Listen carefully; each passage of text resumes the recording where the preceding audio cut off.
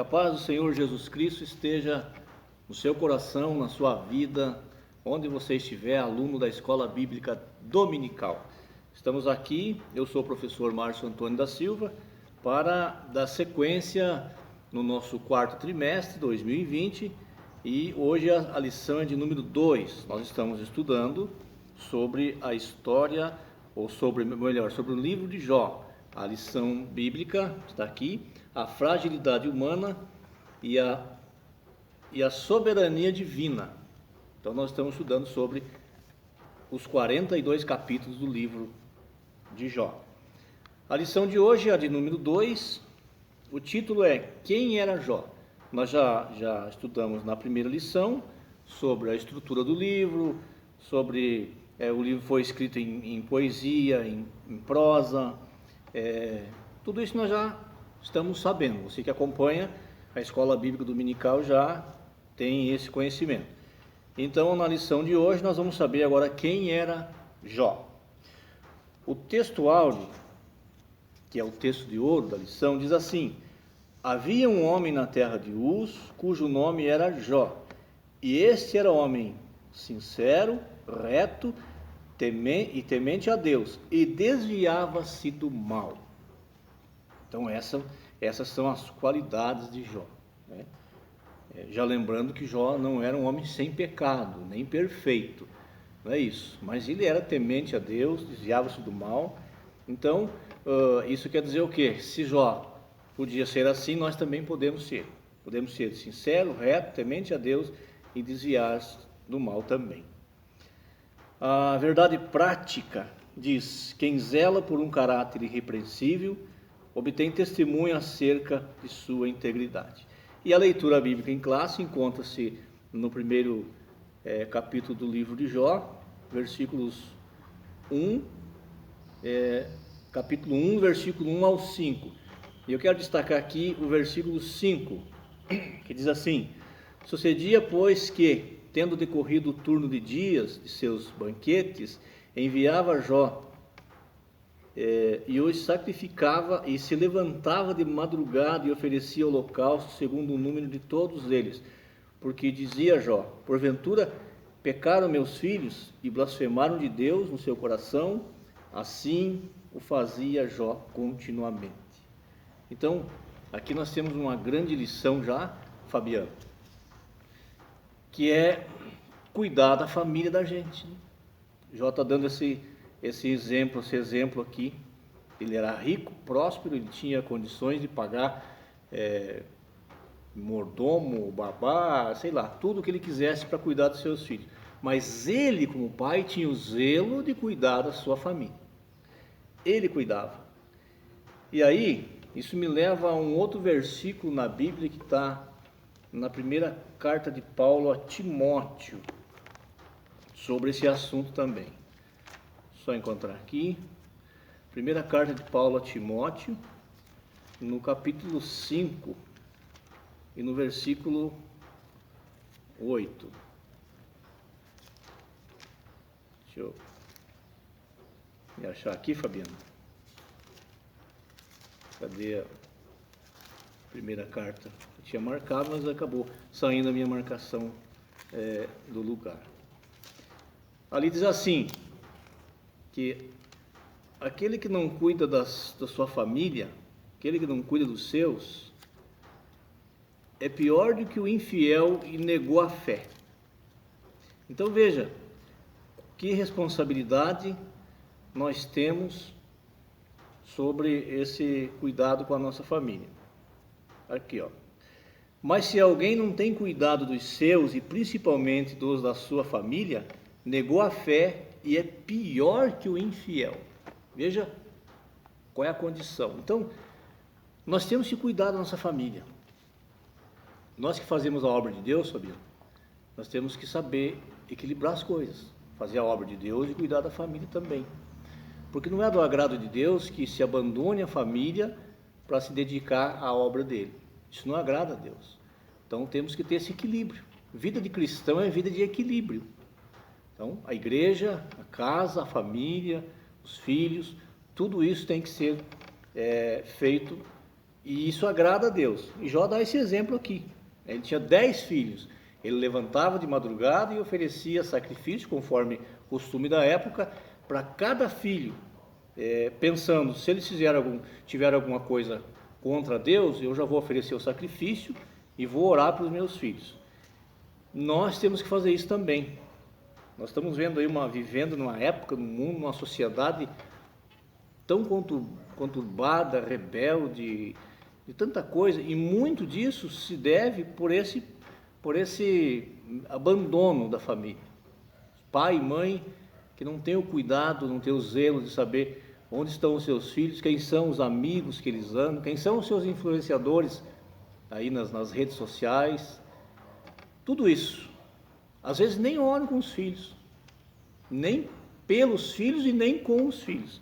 Então, já fica uma primeira aplicação pessoal para a nossa vida, que é: cuide da família.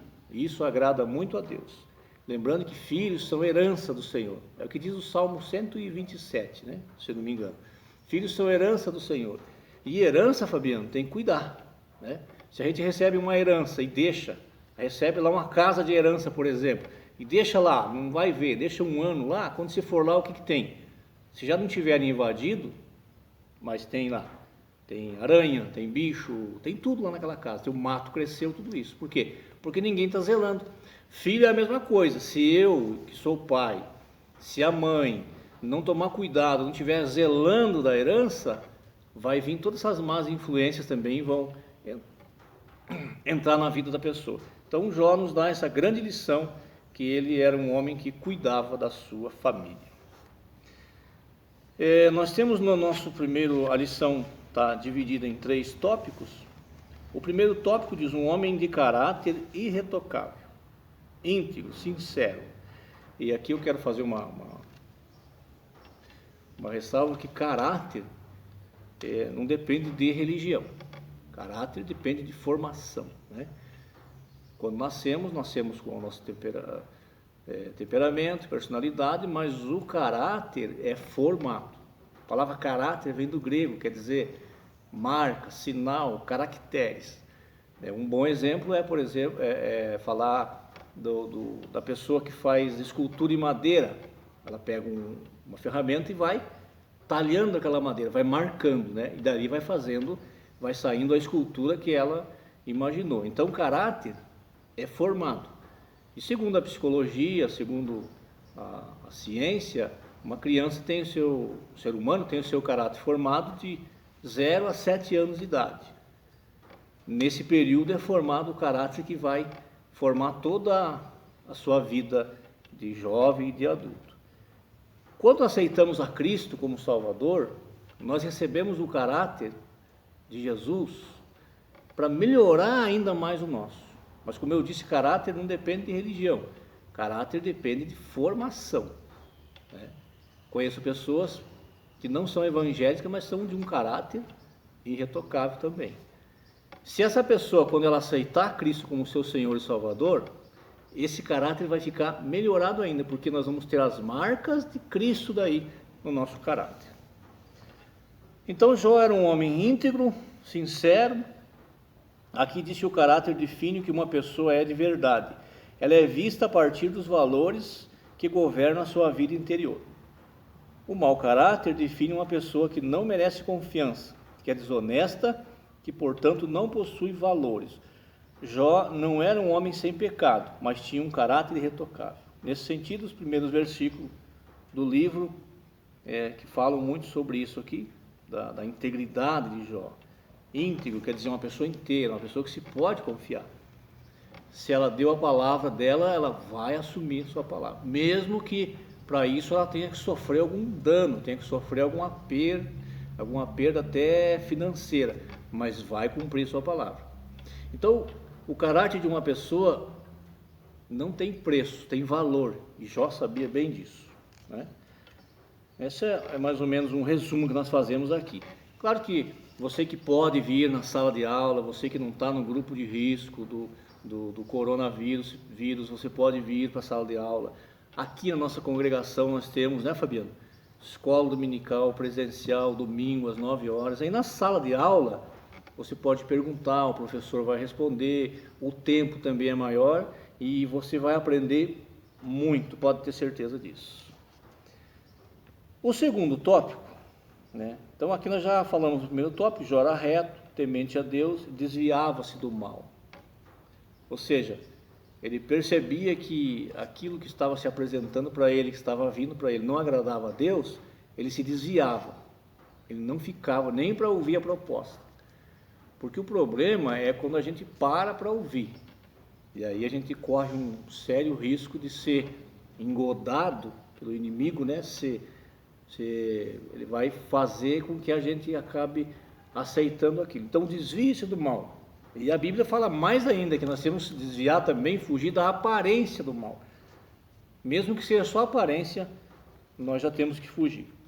O segundo tópico diz, um homem sábio e próspero, um conselheiro sábio.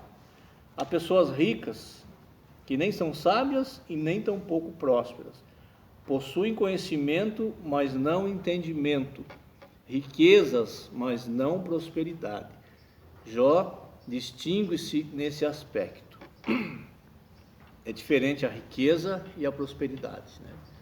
A palavra prosperidade, lá na sua origem, ela está ligada, vem da mesma vertente ali da palavra paz, da palavra paz de Deus, shalom. Com o passar do tempo, principalmente no mundo greco-romano, a palavra prosperidade foi associada a bem-estar, a pessoa que tinha riqueza material, ela foi associada aí. Então a palavra prosperidade tornou-se símbolo disso, uma pessoa próspera, uma pessoa rica financeiramente. Mas pela Bíblia, na visão judaico-cristã, que é a nossa visão, que é a palavra de Deus, prosperidade quer dizer paz, sossego na alma. Você pode ser próspero sem ter muitos recursos financeiros. E pode ter muito recurso financeiro e não ter a prosperidade. Jó era rico, ele tinha bens materiais, mas também era próspero. Ou seja, a prosperidade de Jó estava muito mais ligada no ser do que no ter, né? Ele sabia quem ele era, de onde vinha tudo aquilo que ele tinha. E por isso ele era um homem sábio, um homem que dava conselhos. A Bíblia afirma que Jó era maior que todos os do Oriente. Maior aqui não pode ser entendido apenas como uma referência a bens materiais, mas também a sua sabedoria. O segundo subtópico diz um homem próspero, né? Aí nós vamos ler aqui, diz assim: em sua fazenda havia 7.000 ovelhas, 3.000 camelos, 500 juntas de boi e 500 jumentas, e tinha também muitíssima gente a seu serviço. Portanto, ele era rico e próspero. A maior prosperidade, Fabiana, que nós temos na nossa vida é a paz interior, é a paz de Cristo. Tendo a paz de Cristo, tendo a paz interior, o Espírito Santo habitando em você aí agora, ele é a maior prosperidade que você pode ter. As coisas vão se arrumando, vão se ajeitando. Deus vai dando sabedoria, nós vamos levando, vamos enfrentando a vida como ela é, mas com paz no coração, sem ansiedade, sem o exagero da ansiedade para querer as coisas. A maior prosperidade é poder deitar na cama e dormir. O sono vem porque temos paz no coração. Não estou fazendo aqui nenhuma apologia à pobreza, não, mas a maior prosperidade é a paz no coração. E os bens materiais nós temos muitas oportunidades de conseguir. E às vezes conseguimos e não sabemos administrar. Perdemos por incompetência ou por ganância. E a prosperidade não é isso que ela traz. É o que Jó nos ensina. Ele tinha muito, mas ele sabia que tudo pertencia a Deus, tudo vinha de Deus, ele sabia disso. Tanto é que ele diz lá, quando ele é indagado, ele fala: nu vim da minha mãe, nu volto também, não tenho nada, Deus deu, Deus tirou, louvado seja Deus. O terceiro subtópico diz uma prosperidade baseada no ser, né? Isso que eu já comentei aqui. Então, o Jó possui um grande patrimônio, uma bela família, e a sua prosperidade se refletia na relação harmoniosa entre ele e sua família, seus negócios e, sobretudo, Deus. Não era uma prosperidade estabelecida somente no ter, mas principalmente no ser, valorizando tanto o ser, ele, ser humano, como a sua família, e principalmente Deus, que é a fonte de tudo. Tudo vem dele. O terceiro tópico, um homem de profunda piedade pessoal. Um homem dedicado à família. O primeiro capítulo de Jó diz que os seus filhos saíam, eram 10 ao total, então eles tinham festa na casa do irmão, na casa do outro irmão. Diz aqui, seus filhos faziam banquetes em casa de cada um no seu dia, e enviavam e convidavam as suas 3 irmãs a comerem e beberem com eles. O ambiente descrito aqui é de uma família em harmonia, que de forma feliz festejava a vida. De forma alguma o texto sugere dissolução, bebedice ou licenciosidade nessas comemorações. Eram confraternizações feitas no ambiente familiar, ou seja, era uma família que tinha o pai como exemplo, a mãe como exemplo, e eles também, a partir do exemplo, da harmonia, do caráter do pai, eles também tinham isso. Então eles costumavam fazer as festas para comemorarem eles lá. E é interessante aqui ver que se eles eram formados, eles foram criança. E se eles foram criança, eles estiveram com Jó, que era o pai, também com a mãe, e eles tiveram o caráter formado desse jeito, né? Por isso, a importância da formação do caráter de uma pessoa. É possível uma pessoa que foi bem criada, com bom caráter, com o passar do tempo, acabar se desviando e ter um mau caráter? É possível, mas é muito mais difícil, mas é possível sim. É aquele, por termos livre-arbítrio, então pode fazer a sua escolha, saiu de um lar bem formado, mas depois não quis mais ser assim. Mas ele teve a oportunidade, ele conheceu o que é um bom caráter. Mas é possível. Agora, é muito mais difícil uma pessoa que já vem com mau caráter desde criança, já criado com uma deformação no seu caráter, essa pessoa ter uma mudança de caráter. Aí é somente Jesus mesmo para mudar essa vida. Aí nós vemos aqui ainda que Jó era um homem de moral e piedade. Jó foi um homem que possuía uma forte moralidade, ou seja, um homem de respeito, um homem que todas as pessoas, a cidade respeitavam. Era uma pessoa que tinha palavra, era uma pessoa que honrava seus compromissos, era uma pessoa que pagava suas contas e por aí vai. Eu lembrei agora, Fabiano, eu tinha um amigo que não era muito bom caráter não, sabe? Então às vezes a gente saía junto na cidade, aí tinha que estar desviando, ele não podia passar por a rua porque ele devia aqui, na rua de cima ele devia, na rua de baixo ele devia. Então a gente, para chegar num local, tinha que atravessar a cidade. Por quê? Porque a pessoa não tinha um bom caráter, não pagava suas contas, vivia uma vida completamente tortuosa, né?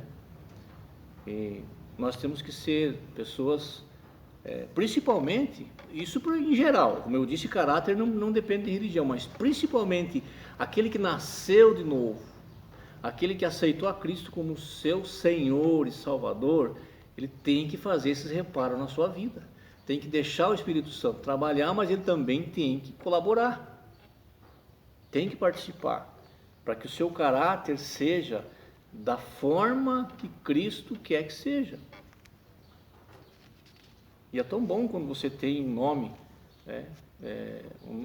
zela pelo seu nome e as pessoas confiam em você. Tudo na vida, Fabiana, é a confiança. Perdeu a confiança no casamento, na família, na igreja, onde for, no emprego, acabou. Nós temos que ter credibilidade, nós temos que ser pessoas de confiança. E Jó sabia disso, ensinou seus filhos, e até onde a gente sabe, pela Bíblia, os filhos também eram pessoas que tinham também esse caráter. E eram piedosos, né? Piedade. A Bíblia diz que nós temos que praticar piedade. Ser piedosos como prática. Não adianta apenas ficar só no discurso, mas nós temos que fazer isso se transformar na prática. Exercite a piedade. Foi o que Paulo disse a Timóteo. Timóteo, exercite a piedade. Seja um homem piedoso. seja uma pessoa que tem piedade. Com a piedade vem a misericórdia, vem o respeito e por aí vai, né? Ainda fala que Jó era um homem de vida consagrada. A piedade de Jó está evidente no cuidado espiritual que ele tinha com os filhos. Jó sempre orava por eles. Então, Jó tinha uma vida consagrada, uma vida santa. O que é ser santo? É ser separado daquilo que não agrada a Deus, né? Perfeito não somos e nem vamos ser. Vamos ser perfeitos só quando Cristo nos transformar num corpo sem corrupção. Até lá, nós todos estamos aqui na terra, vivendo na imperfeição, estamos em construção. A Bíblia diz que aquele que começou a boa obra vai terminar, mas para ele terminar a boa obra em mim, eu tenho que querer essa boa obra. E Jó sabia disso, queria e lutava para que isso acontecesse. E ainda, para fechar essa lição, eu quero falar aqui sobre como tem que ser a nossa vida como crente, como cristão, como evangélico, né? Esqueça essas nomenclaturas, mas como servo de Deus, remido no sangue do Cordeiro, no sangue de Jesus, nasceu de novo. Então agora você tem que ter uma nova conduta, novos pensamentos. Se os pensamentos velhos vêm, se aquilo que não agrada a Deus vem na sua mente, na minha mente, a gente tem que expulsar, tem que fazer ele sair, tem que alimentar a mente com coisas que agradam a Deus, com pensamentos que agradam a Deus. E aqui eu quero falar, o crente lavado e remido no sangue de Jesus deve ser de caráter ilibado, de integridade e sinceridade a toda prova, temente a Deus, desviar-se do mal, verdadeiro, amar a verdade e odiar a mentira, cônjuge fiel, amoroso, pai ou mãe zeloso na criação e educação dos filhos. Isto é o que se espera de um servo e de uma serva de Deus. Menos que isso é inaceitável. E isso não é difícil de alcançar, é só nós deixarmos o Espírito Santo de Deus trabalhar na nossa vida. E para concluir a lição, Fabiano, diz aqui, destacamos nessa lição 3 aspectos importantes acerca da vida de Jó: caráter, prosperidade e piedade. Só compreenderemos devidamente a vida desse gigante da fé do Antigo Testamento a partir dessa matriz. É possível que alguém seja rico, mas não possua caráter algum. Da mesma forma, é possível que alguém possua valores morais, sem, contudo, esboçar piedade alguma. Todavia, ninguém terá um caráter irretocável, não apenas fragmentos éticos morais, prosperidade, não apenas posses, piedade, não apenas religiosidade, se não conhecer a Deus na intimidade. Jó era assim, íntegro, reto, temente a Deus e se desviava do mal, porque Jó queria, desejava ser isso. Então que eu e você também tenhamos o mesmo desejo de conhecer esse Deus e viver para agradar ao Senhor, porque tenha certeza que a recompensa dele aqui na terra é muito grande e maior ainda será no céu quando ele vier para nos buscar. Deus abençoe, amém.